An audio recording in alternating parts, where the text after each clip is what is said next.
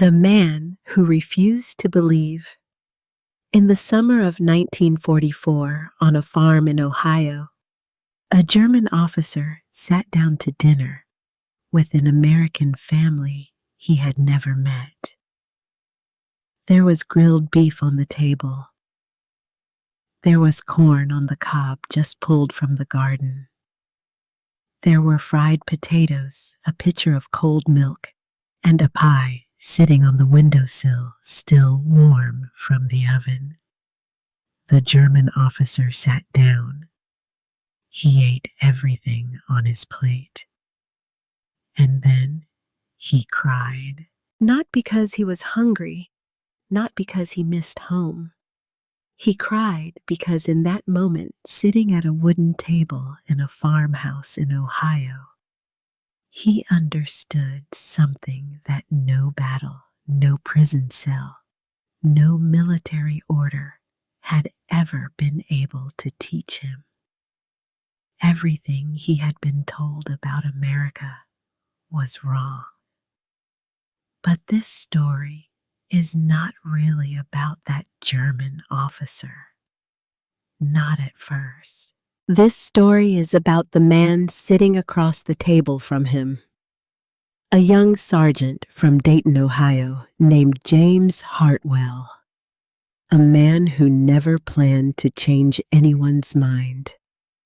A man who never thought of himself as doing anything important.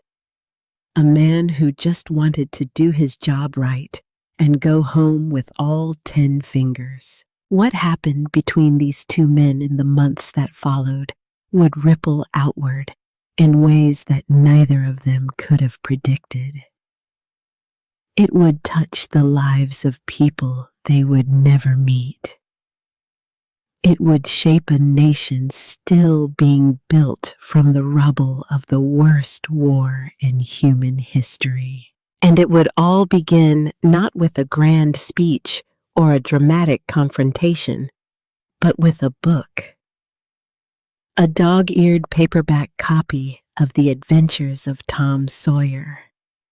And a young guard who decided on a quiet Wednesday night that a man reading past curfew was not worth the paperwork. Before we go any further, if your father or grandfather served during World War II, if anyone in your family ever worked at one of the German prisoner of war camps that existed across this country during those years, leave a comment below. Thousands of you have already shared your stories, and they are some of the most powerful things we have ever read. We want to hear yours. Now, let us go back to the beginning. The year is 1944. The place is a small county in Ohio that most people driving through would not look at twice. Rolling farmland, church steeples above the tree line, a water tower with the town name painted on the side in letters that are starting to fade. And in the middle of all of it, behind 2 rows of chain-link fence topped with wire, sits a collection of low wooden barracks that the Army built in less than 3 months. This is Camp Number 17. Most Americans today have forgotten that places like this ever existed. But they were real. During World War II, more than 500 prisoner of war camps were operating across the United States, from Maine to Texas, from Ohio to California. In total, more than 425,000 German prisoners lived on American soil during that war. They worked on farms and in factories and in forests. They were fed according to the standards of the Geneva Convention, which meant they ate the same rations as American soldiers. When German leadership heard about this, they called it propaganda. They said it was impossible. Americans were barbarians. Americans were shallow and greedy and morally empty. Americans could not possibly be treating enemy soldiers with dignity. Karl Heinrich Brenner believed every word of that. He was 38 years old when he arrived at Camp Number 17. He had been a professor of history at the University of Munich before the war. He was not a brute. He was not a thug. He was an educated man, a man who had spent his entire adult life inside libraries and lecture halls. A man who believed that he understood history better than almost anyone he had ever met. And that made him in a way more dangerous than any soldier with a rifle. Because Karl Brenner did not just follow orders, he believed. He had constructed an entire architecture of thought around his beliefs, a carefully built system of logic and historical interpretation that explained the world in a way that felt to him completely airtight. America was a young country with no real culture. America was built on materialism and shallow values. America had no philosophical depth, no great tradition of thought. The American soldier was brave in the way that an animal could be brave, strong, and instinctive, but lacking in any real understanding of what civilization meant. Karl Brenner had published papers making versions of these arguments. He had stood in front of lecture halls and made them to rooms full of young Germans who wrote down every word. And now, in the spring of 1944, after years on the Eastern Front and a final defeat in North Africa that had left him exhausted and thin and very far from Munich, Karl Heinrich Brenner stepped off a transport bus in Ohio and looked at the rolling green fields around him and thought, "This is enemy territory. I will keep my eyes open and my conclusions sharp." He carried a small notebook in the left breast pocket of his jacket. He had carried one like it for 20 years. In it, he wrote observations, questions, the beginnings of ideas. It was as natural to him as breathing. On his first day at Camp Number 17, he opened the notebook and wrote the date and the location, and then one sentence. "The enemy does not look the way they told us he would look." He underlined it twice. Then he closed the notebook. He was not ready yet to follow that thought where it might lead. James Edward Hartwell had turned 24 the previous November. His father, Robert Hartwell, had worked at the National Cash Register plant in Dayton for 30 years. His mother, Dorothy, had taught 3rd grade at the local elementary school for nearly as long. They were not wealthy people. They did not take vacations. They went to church on Sunday because Dorothy Hartwell believed it was the right thing to do, and because Jim could not think of a good reason to argue with her about it. They ate dinner together every night at the same time. His father said grace in the same words every evening, a habit so consistent that Jim had memorized it without trying by the time he was 7 years old. Robert Hartwell had served in the First World War, and he did not talk about it. Not ever. Not one time in Jim's memory. But he had 2 things he said to his son again and again in different conversations and different contexts until Jim had absorbed them the way you absorb the rules of the road when you have been driving long enough. The first thing was, do your job right. The second thing, was never hit a man when he is down. Jim did not think of these as philosophy. He thought of them as common sense. He was a practical man, a man who thought in terms of tools and problems and solutions, a man who could diagnose an engine problem by sound alone after enough years in a shop. He had been good at baseball in high school. Nothing spectacular, but good enough to play on weekends with the men from the plant. He liked movies. He liked diners with good coffee. He liked Ohio in October when the leaves turned and the air had that particular smell that he had never found the right words to describe, but that felt every autumn like home. When the Army assigned him to guard duty at Camp Number 17, rather than sending him overseas, he did not feel relieved and he did not feel disappointed.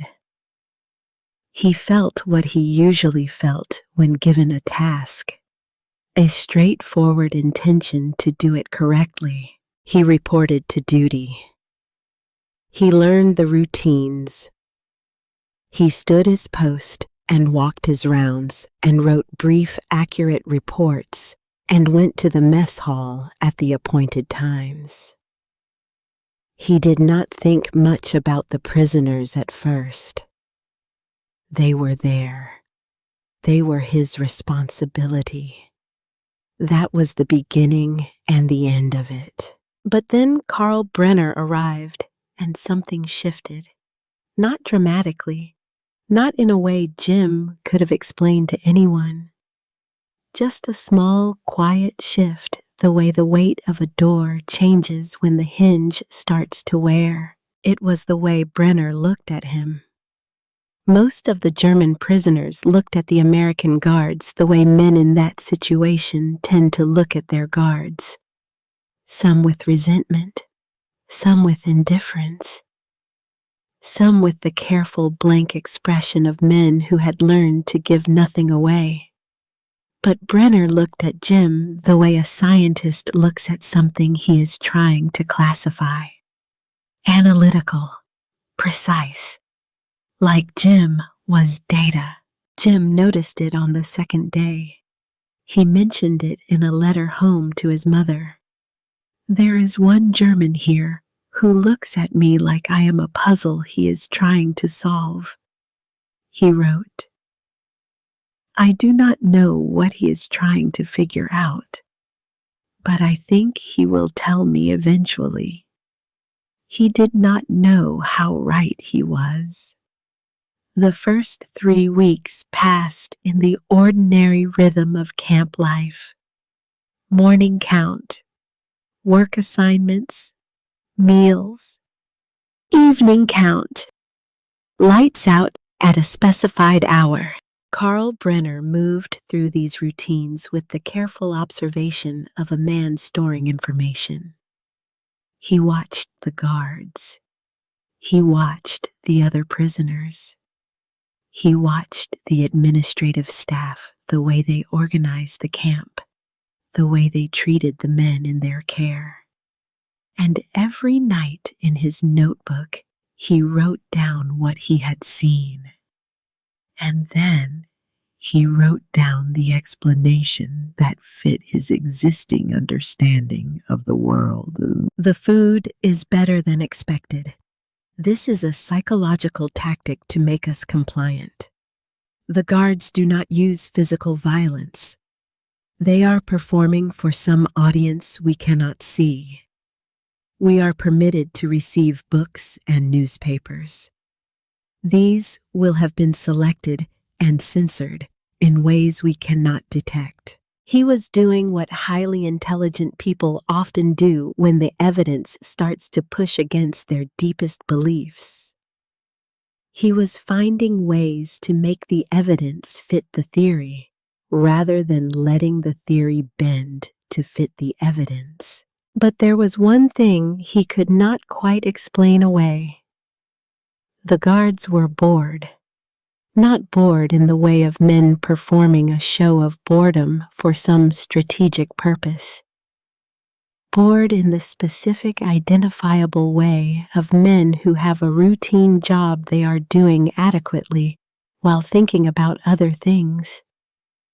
Bored the way Jim Hartwell was bored when he had already walked his section twice and there was nothing to report and 2 more hours remained on his shift. You cannot fake that kind of boredom. It has a texture to it, a particular quality of inattention that is not inattention at all, but rather the settled ease of a man who is not afraid of what is around him. Carl Brenner had been in enough dangerous places to know what alert men looked like. He had been around enough violence to know what the body language of potential violence felt like in a room. None of that was here. He wrote in his notebook, "The guards behave as if they expect nothing dramatic to happen."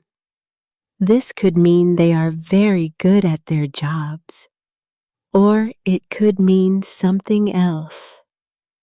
I am not yet prepared to say what that something else might be. He closed the notebook. He lay on his back and looked at the ceiling and listened to the sounds of the camp at night. A distant radio from the direction of the administrative offices. An owl somewhere in the trees beyond the fence.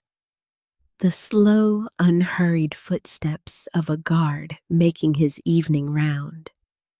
The footsteps did not have the sound of a man trying to catch anyone at anything. They had the sound of a man counting the minutes until he could go to bed. On the 23rd day after his arrival, James Hartwell was walking the late evening round when he saw it. A thin line of light under the door of the second room in the eastern barracks. It was 20 minutes past 11. Lights out was at 10. He stopped. He stood outside the door for a moment. By the rules, there was only one thing to do. He knocked twice firmly, the way you knock when you are doing your job. He opened the door. Karl Heinrich Brenner was sitting on the floor beside his bunk. Not in his bunk, but on the floor, which struck Jim as unusual. A small lamp was burning beside him, and in his hands, open across his knees, was a book. Jim looked at the book. He could see enough of the cover to read the title, The Adventures of Tom Sawyer, by Mark Twain. Brenner looked up. His face did something complicated. It was the look of a man who had been caught doing something that was not quite wrong, but that he would rather not have to explain. He said in English that was careful and accented, "I am studying. My English is not adequate." Jim looked at him. He looked at the book. He looked at the lamp. He said, "Mark Twain. He was from Missouri. That is not very far from here." Brenner said nothing. He looked at Jim with that analytical expression, except there was something else in it now. Some small recalibration happening behind the eyes. Jim said, "I am not going to report the lamp tonight, but it needs to be off before midnight." He pulled the door closed. He continued his round. Later in his bunk, before he slept, he thought about it for a moment. The professor from Munich had been sitting on the floor of his room at 11:30 at night, reading Mark Twain by lamplight. Not sleeping, not planning anything, just reading a book about a boy and a river and a raft and a summer that never ended. He did not think he had done anything remarkable.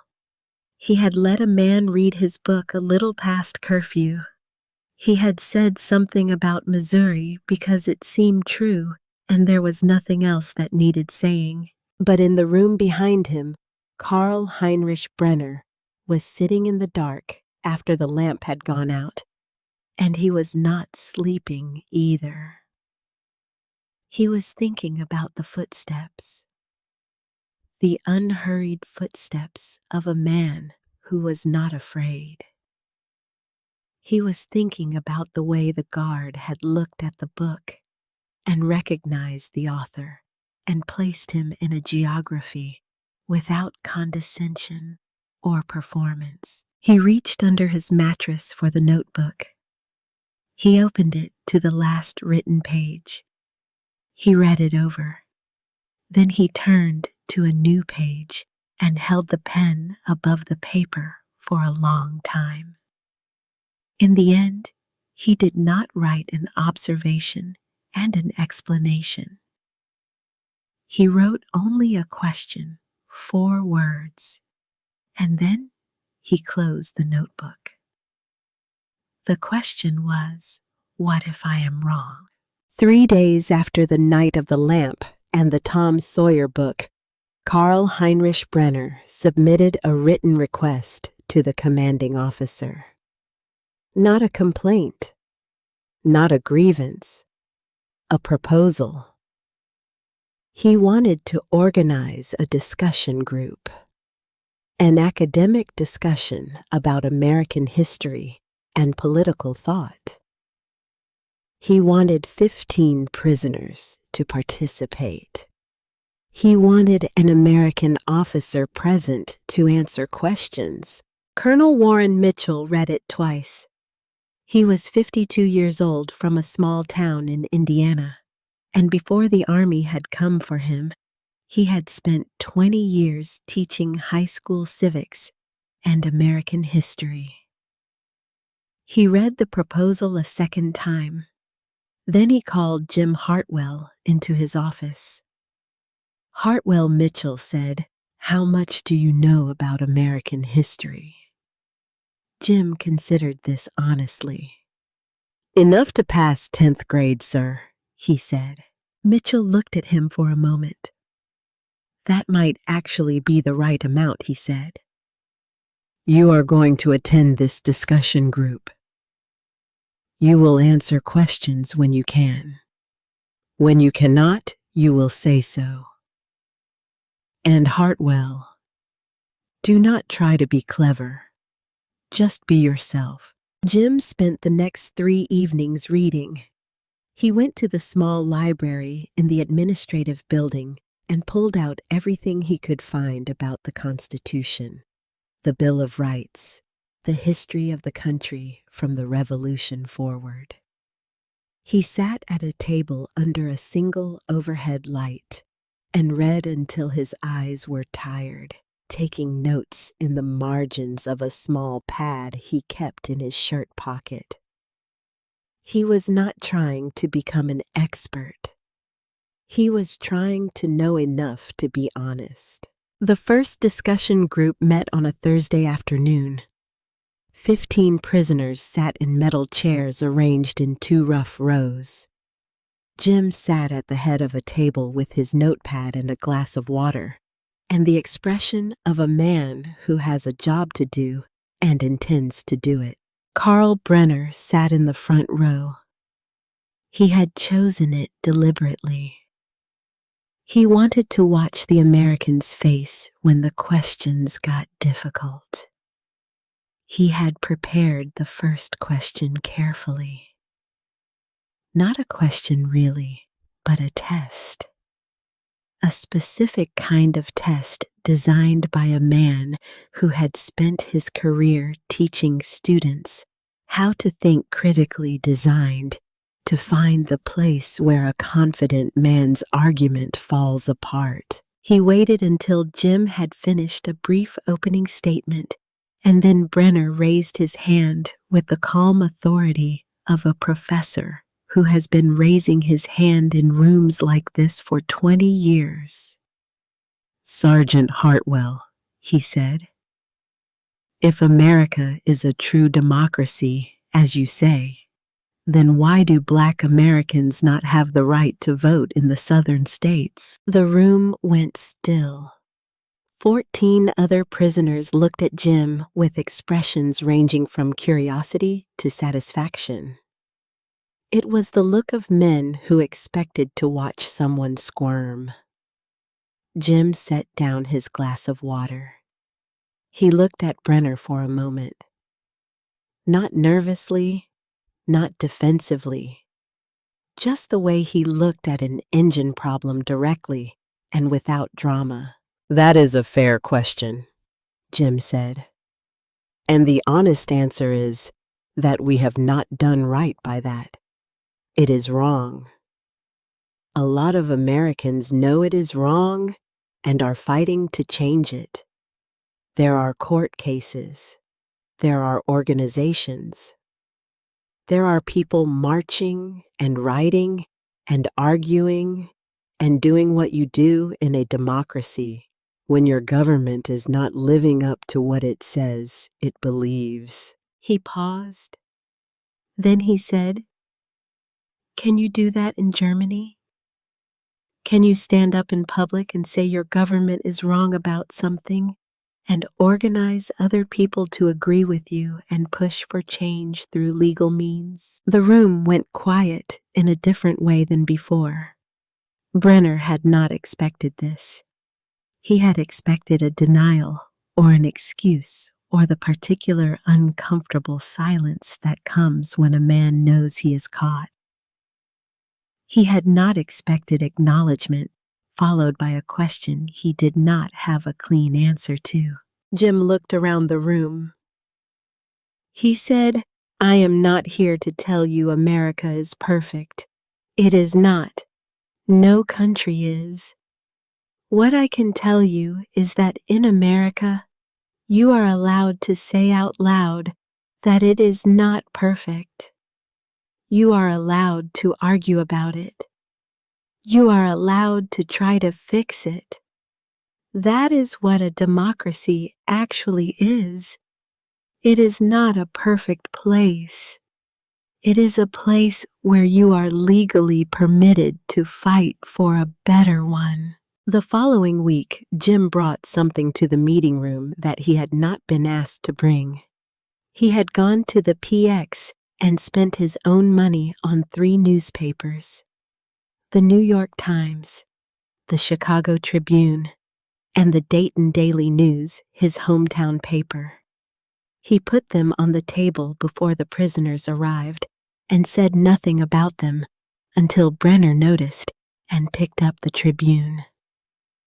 Brenner looked at the front page. "Is this censored?" he asked. "No," Jim said. Brenner held up the Tribune. He pointed to an editorial sharply critical of President Roosevelt's economic policies. He pointed to a headline in the Times that took a notably different position on the same subject. He looked at Jim again. "These say opposite things," Brenner said. "Yes," Jim said. "That is because they are written by different people who think differently. That is allowed here." Brenner put the Tribune down slowly. He picked up the Dayton Daily News. He read the front page. He turned to the inside pages. He found the sports section. He found the farm report. He found a column by a local woman about her garden. He read it. He read it a second time. Jim watched him read it and thought about how strange it must look from the outside. This German professor reading a small-town Ohio woman's thoughts about her tomatoes with the concentration of a man decoding a military document. That evening, back in his room, Brenner opened his notebook and wrote for a long time. Not an observation with a prepackaged explanation. Not a piece of evidence filed neatly into the architecture of what he already believed. He wrote questions, a whole page of questions. Questions about things he had seen that did not fit. At the bottom of the page, he wrote, "I do not know what to do with these questions." He stared at that sentence for a while. Then he closed the notebook. September arrived, and with it, the work assignment program. Groups of prisoners were sent to farms in the surrounding county to help with the harvest. Carl Brenner was assigned to the work detail going to the Holbrook farm. Robert Holbrook was 51 years old and had been farming the same land in Mifflin County that his father had farmed before him and his grandfather before that. He did not have opinions about European history or the philosophical failures of National Socialism. He had opinions about soil composition and weather patterns and the best way to stack baled hay so it dried right. Eleanor Holbrook had made dinner for farm crews her entire life. She fed whoever was working, and she fed them well because that was what you did when people were working hard on your land. The prisoners arrived on a Tuesday morning and worked through the day. Jim walked the boundary of the work area and watched. He was not making conversation particularly. He was doing his job. But he was watching Brenner, who worked with the careful efficiency of a man trying to demonstrate something through his labor. He was not a farmer, and he knew it. But he followed instructions precisely. And he did not stop, and he did not complain. At noon, Eleanor Holbrook came out of the farmhouse with her sons carrying the food for the midday meal. She laid it out on the long wooden tables that Robert had set up in the shade of the big elm tree near the barn. Grilled beef, corn just pulled from the garden and boiled tender, fried potatoes with onions, cold buttermilk, and in the center of the table, still radiating heat through the cloth, it was wrapped in an apple pie. Cinnamon and brown sugar and apples from the trees at the back of the property that Eleanor had been picking for a week. The prisoners sat down. The Holbrook family sat down. Jim sat at the end of the table and ate and said almost nothing. Carl Brenner sat near the middle of the table beside Robert Holbrook. Robert did not speak German, and Brenner's English was functional rather than fluid. But Robert Holbrook was the kind of man who could hold a comfortable silence with almost anyone, and so they ate side by side without trying to talk much, which suited both of them. After the main food was eaten, Eleanor Holbrook began cutting the pie and passing it down the table. She did not separate the prisoners from the family and the guards. She just cut the pie and passed it one piece at a time, moving around the table the way a woman moves around a table she has been moving around for 30 years. She got to Carl Brenner. She put a piece of pie on his plate and moved on without ceremony. He looked at it. The smell was what reached him first. Cinnamon, cooked apple, the particular warm sweetness of a pie fresh from an oven that he had not smelled since before the war, since before the Eastern Front, since before years of cold and noise and loss that had compressed everything that came before them into a distant country he could barely remember how to reach. His mother had made apple pie in the autumn. Every year from the trees in the small garden behind their apartment in Munich. The same smell, the same color on the crust, the same warmth coming off it in the cool September air. His mother had died in 1941 while he was on the Eastern Front. He had received the letter 3 weeks after the fact, opened it in a farmhouse in Ukraine, with frozen fingers, read it in less than a minute, and then folded it and put it in his breast pocket, and continued with the day because there was nothing else to do. He had not thought about her kitchen in a very long time. He picked up his fork. He ate the piece of pie. And then Karl Heinrich Brenner, professor of history officer of the German army man, who had argued his way through 20 years of academic debate without once losing his composure, sat at a wooden table in Ohio and cried. Not loudly, not dramatically, just quietly, with the particular stillness of a man trying very hard not to show something that is showing anyway. Eleanor Holbrook noticed. She was a woman who noticed things because noticing things was part of how she moved through the world. She walked back around the table to where he was sitting. She put her hand on his shoulder the way you put your hand on someone's shoulder when words are going to miss the point entirely. She said, "It is all right, honey. You are okay now." He did not understand all the words, but he understood enough. The hand on his shoulder, the tone of the voice, the center of it. "You are okay now." He nodded once. She moved on. The table continued its noise around him. Jim had watched the whole thing from his end of the table. He had not moved. He had just watched the way you watch something that does not have a category yet, something you are going to need more time to understand.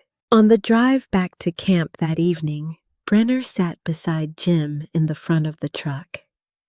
The road was straight and flat, and the fields on either side had that particular end-of-harvest look, golden and stripped and ready for rest.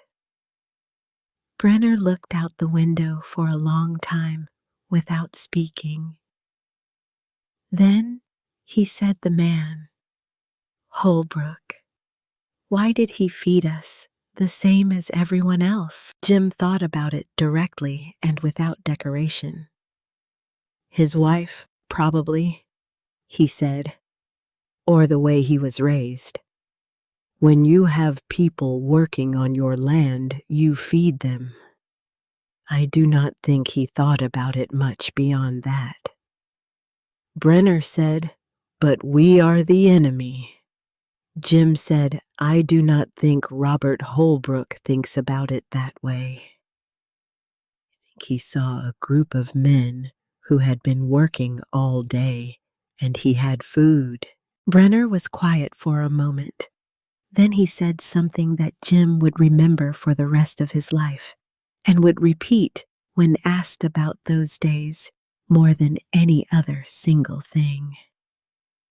He said if the situation were reversed, if American soldiers were prisoners in Germany, would we have done the same? Jim did not answer. He kept his eyes on the road and let the question sit in the truck with them, taking up whatever space it needed. He did not have to answer. They both knew what the answer was. October came, and with it the particular high blue sky of that season, the kind that only exists in that month in the Midwest, and the trees along the fence line turned orange and gold at their edges. Jim brought a radio to the meeting room on a rainy Wednesday afternoon, a small Zenith tabletop model he had borrowed from the administrative building. cream-colored with a brown fabric speaker grill and a tuning dial that glowed amber when the power was on. He set it on the table and tuned it until he found a station out of Cincinnati coming in clearly.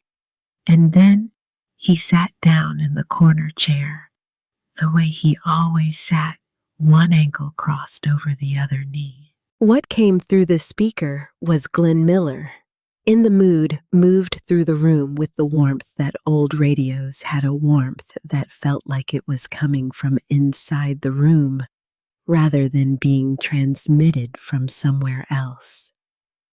The brass section, the clarinet, the rhythm that moved through the floor and into the chairs, and into the people sitting in them, whether they wanted it to or not. Among the 15 prisoners, the reactions were different. Some nodded almost involuntarily. 2 of the younger ones exchanged a look that contained something close to relief. An older man named Gerhard, a sergeant from Hamburg, closed his eyes and turned his face very slightly toward the speaker, the way a man turns his face toward sunlight. Karl Brenner sat with his hands on his knees and watched the radio. After a few minutes, he said, "This music, it comes from Black Americans, yes." Jim said, "Jazz does mostly. Glenn Miller is not jazz exactly. But yes, jazz has its roots in Black American music. Blues, gospel, things that came out of the South going back generations." Brenner said, "And Americans listen to this music. White Americans." Jim said, "Americans listen to music that sounds good. This sounds good." Brenner said, "In Germany, this music is forbidden. They call it degenerate, entartet. The word means corrupt, rotten, not fit for civilized people." Jim looked at the radio. He said, "And does it sound degenerate to you?"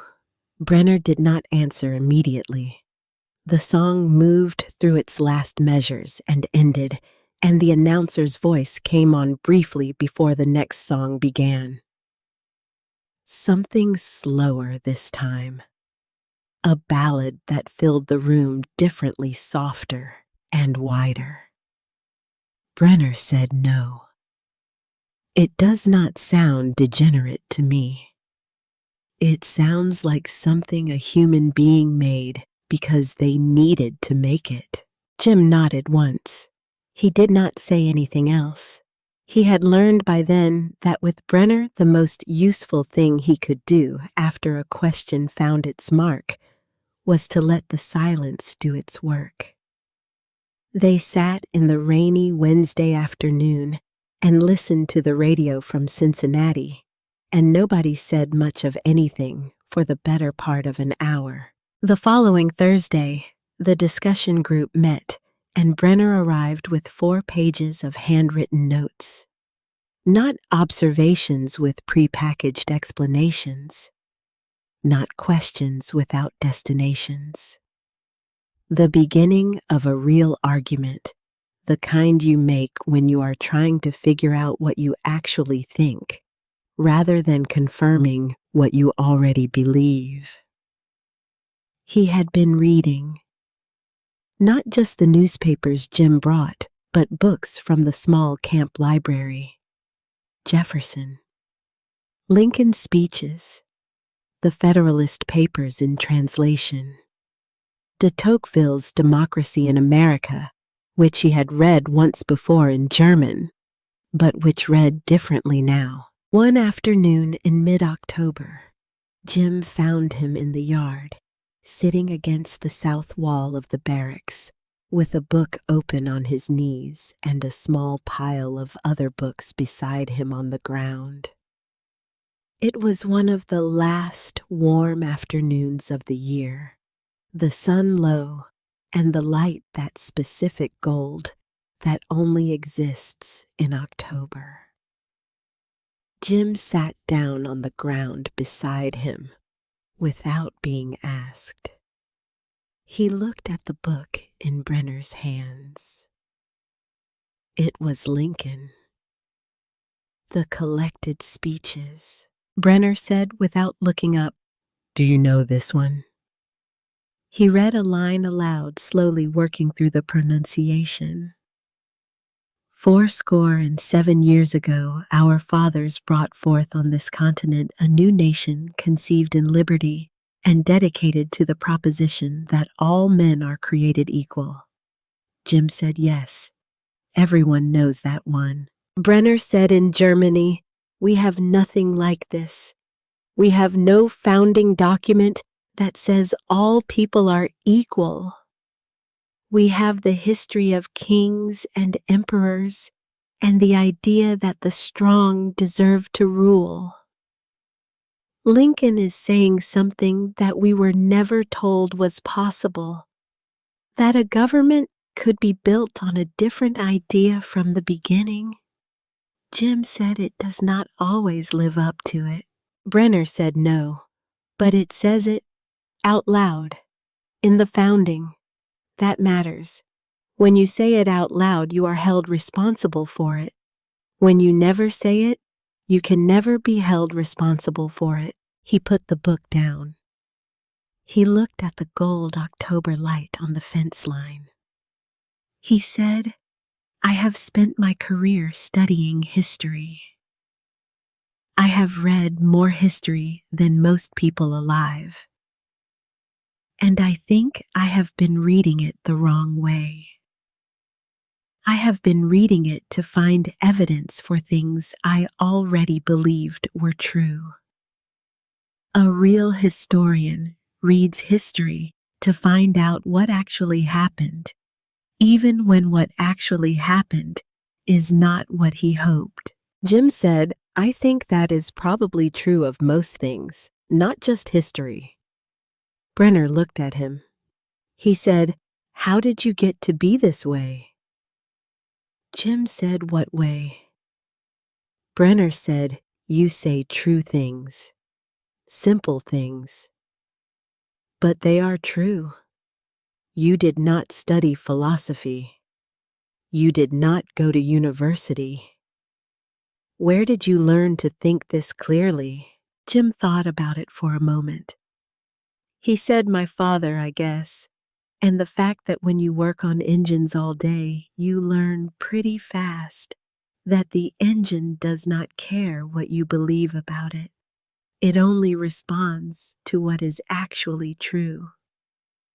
Brenner was quiet for a long time after that.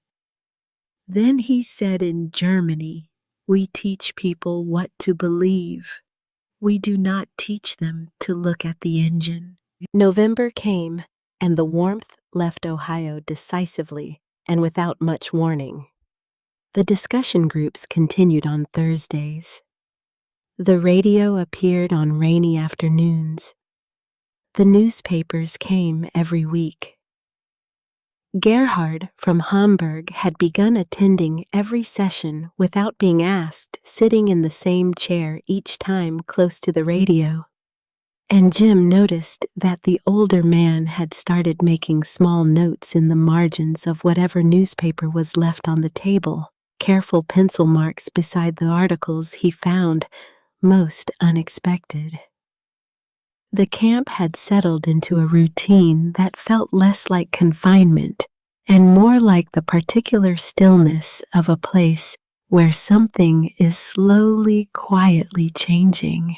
And in the storage room, among the rakes and shovels and conversations that were never officially scheduled and never officially recorded, two men from very different worlds continued a conversation that had no fixed agenda and no predetermined destination. In November, Brenner told Jim about David Matz. He did not do it directly.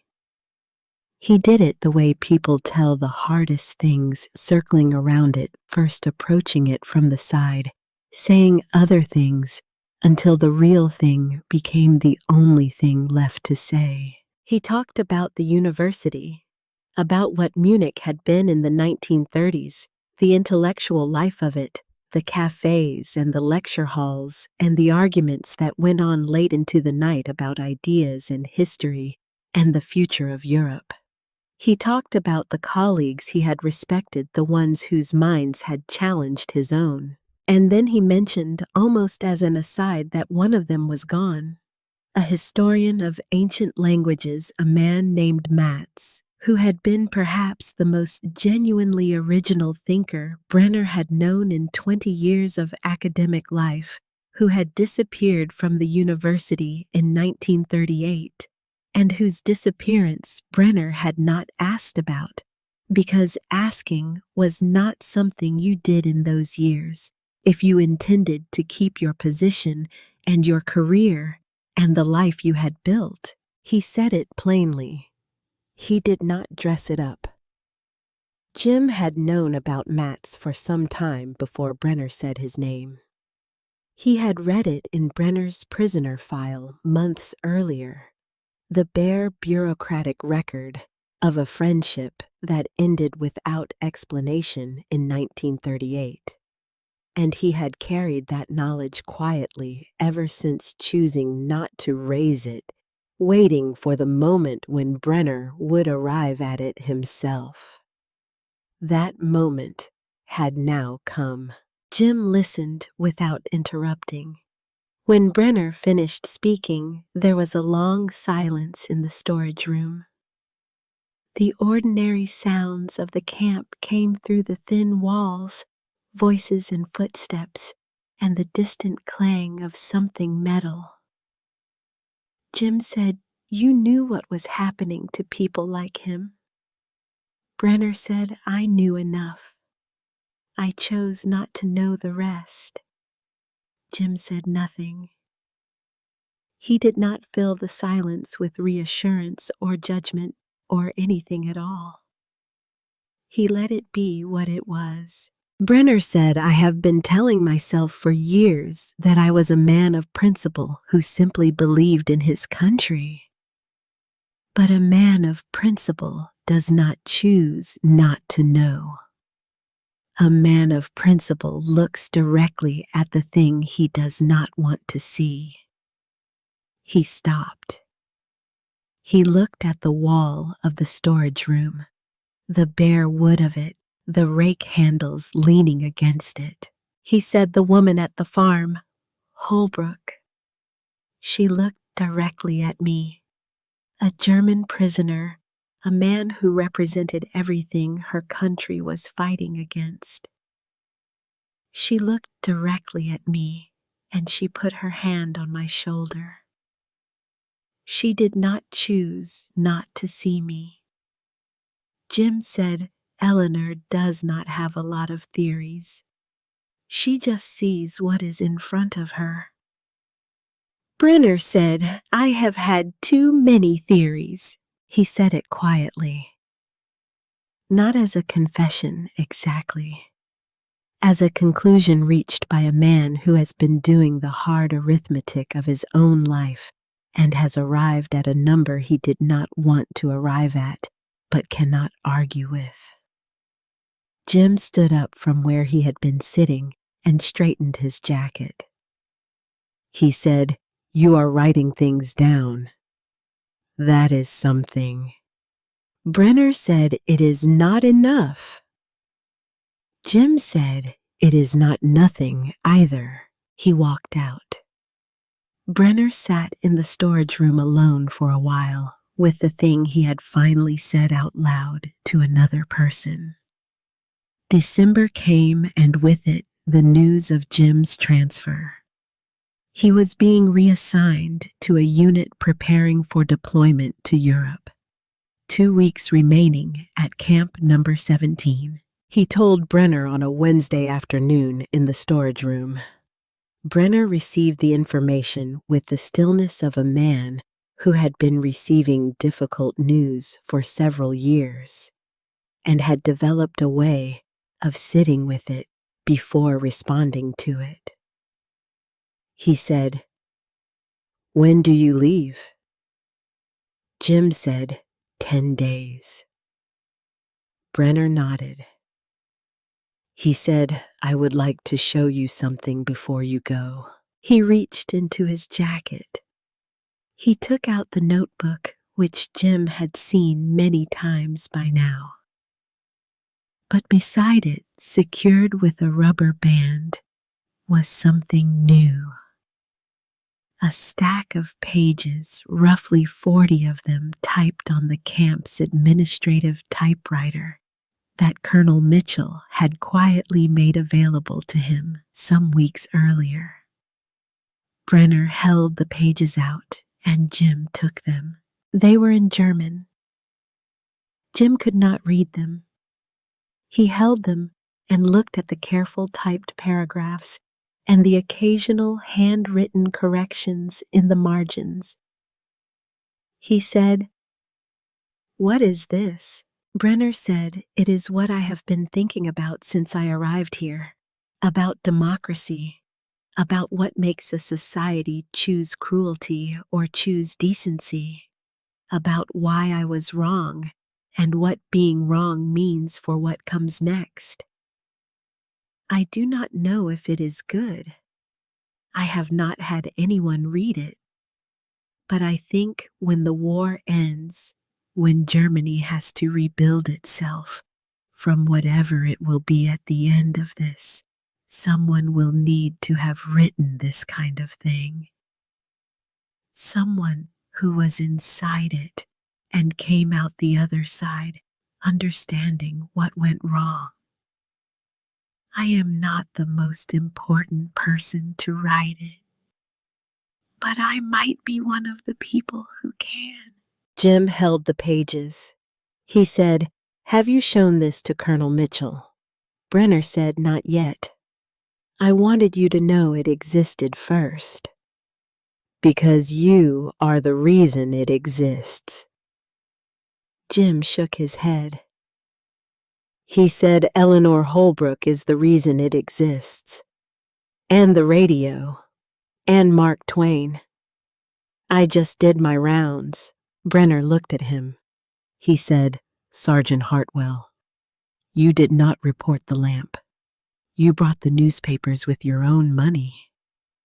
You sat in this storage room and listened to a German professor argue with himself for months without once telling him what to conclude. Do you understand what that is?" Jim said, "I was doing my job." Brenner said, "Your job did not require any of those things. You did them because you thought they were the right things to do." That is not a job. That is character. And in my experience, which is now somewhat broader than it was, character is the rarest thing there is. Jim was quiet for a moment. He was not comfortable with this kind of talk, and Brenner knew it and had said it anyway, which meant he meant it in a way that was not going to be unsaid. Then, on the evening before Jim's departure, something happened that neither man had planned. The camp's small common room had been opened for the evening, and someone had set up a record player in the corner, one of the administrative staff doing something that was not exactly authorized and not exactly prohibited. A few of the prisoners had drifted in. A few of the off-duty guards had done the same. The record on the player was a 78 of Stille Nacht, the German version, because it was December, and because whoever had put it on, perhaps, understood something about the moment without being able to explain it. Carl Brenner was sitting near the back of the room when the needle found the groove. Jim was standing by the door with his jacket over his arm on his way out, almost gone. He stopped when the music started. The melody filled the room the way that melody always fills a room in December, quietly and completely, taking up all the space without force. Brenner looked at his hands.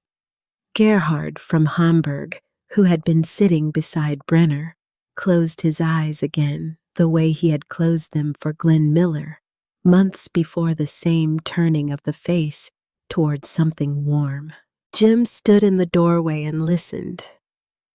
He knew the song as Silent Night, the English version Dorothy Hartwell had sung every Christmas in the Methodist church on the corner, the same melody dressed in different words. He found himself thinking about that church and those Christmases and his mother's voice and his father's bad knee and the way Ohio looked in December from the inside of a warm building. He was going to Europe in the morning. He did not know what he would find there. He looked across the room at Brenner. Brenner looked back at him. There was nothing to say that the music had not already said, and said better. Jim nodded once.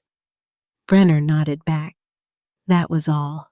Jim walked out into the December night and crossed the yard to the guardhouse to finish his final report.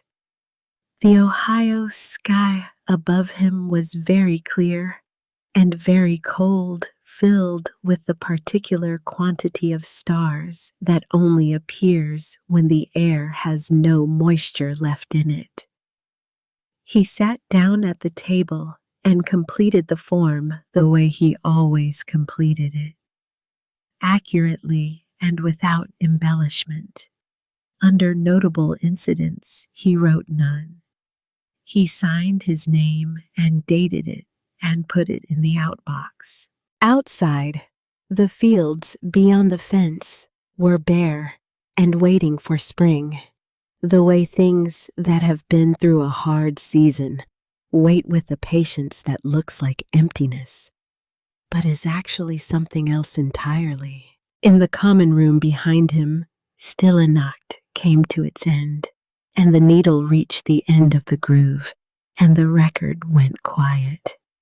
And the men in the room sat in that particular silence that follows music that has meant something, each one of them somewhere else. For a moment, somewhere, the war had not reached. 17 years passed. Jim Hartwell came home from Europe in 1946 with two things he had not left with: a scar along his left forearm from a piece of shrapnel outside Cologne that had not been serious enough to take him off the line, but had bled considerably, and a habit of stillness that his wife Margaret, whom he married in 1947, noticed early and learned to recognize as the particular quiet of a man who has seen things he has organized into a part of his mind. He visits occasionally, but does not live in. He opened a machine shop in Dayton with a loan from his father's credit union, and a used lathe he found through a classified ad in the Dayton Daily News. The shop did well. He was good at his work and fair in his prices, and people trusted him, which in a small city is the same as having a good business. He coached Little League on Saturday mornings when his sons were old enough.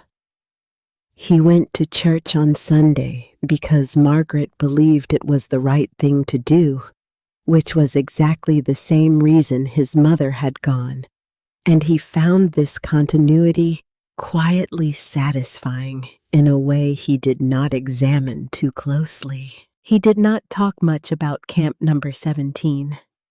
Not because it troubled him, but because when people asked about the war, they generally wanted to hear about Europe and the fighting, not about a prisoner of war camp in Ohio, where nothing dramatic had happened, and a German professor had read Tom Sawyer by lamplight. He told the story occasionally to his sons when they were old enough to sit still for it, and once to a neighbor who had served in the Pacific and was trying to understand something about the men he had fought against. But mostly, he kept it in the same part of his mind where he kept the other things from those years visited, occasionally not lived in. He thought about Brenner sometimes, not obsessively, the way you think about someone who mattered in a way you still do not entirely have words for. He wondered occasionally what had become of those 40 typed pages, whether they had survived the end of the war, whether they had reached anyone who could use them. He had no way of knowing. He had no address for Brenner and no way to find one. Then, in March of 1962, on a Tuesday morning, when Jim was at the shop and Margaret was at home with their youngest, a letter arrived at the house on the east side of Dayton, where the Hartwells had lived for 11 years. Margaret put it on the kitchen table. When Jim came home that evening, he saw the envelope before he saw anything else in the room. The stamps were German. The return address was the Ludwig Maximilian University in Munich. The handwriting on the envelope was careful and precise. The handwriting of a man who had spent his life putting words on paper and treated the act with corresponding care. Jim sat down at the kitchen table in his work clothes and opened the envelope. Margaret watched him read. She watched him reach the end of the letter and then go back to the beginning and read it again. She watched him set it down on the table and look at the wall opposite for a long time without speaking. She said, "Jim, what is it? Are you all right?" He said yes. He said I am fine. He said it is from the German, the professor from the camp. He did not say anything else for a while. Then he picked up the letter and read her the part he wanted her to hear. The letter said, "I am currently teaching history and political philosophy at the University of Munich. Last autumn, one of my students asked me why I believe in democracy. I thought for a moment, and then I said, because a soldier from Ohio once decided not to report me for reading past curfew. She did not understand the answer, but I understood it. I have been teaching for 16 years, and in that time, I have tried to pass on to my students something of what I learned during those months in Ohio. Not American democracy as a perfect system, but democracy as the only system that allows for its own correction. The only system that looks at its own failures and says this must be fixed. I learned the difference between a system that teaches people what to believe and a system that teaches people to look at the engine. I learned it from a mechanic from Dayton who had never read a philosophy book in his life and did not need to. I am writing a book about this. It will be published next year. I would like to dedicate it to you if you will permit it.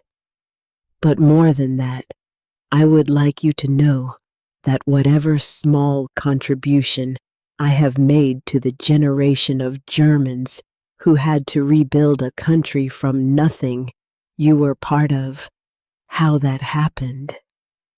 Not because you made speeches, not because you tried to convince me of anything, but because you treated me the way a man ought to be treated when he is down." Jim had to stop reading there. Margaret reached across the table and put her hand over his, the way Eleanor Holbrook had put her hand on Brenner's shoulder 18 years before in Ohio. The same gesture, the same meaning, the kind of comfort that does not require explanation because it is older than language. He composed himself. He finished the letter.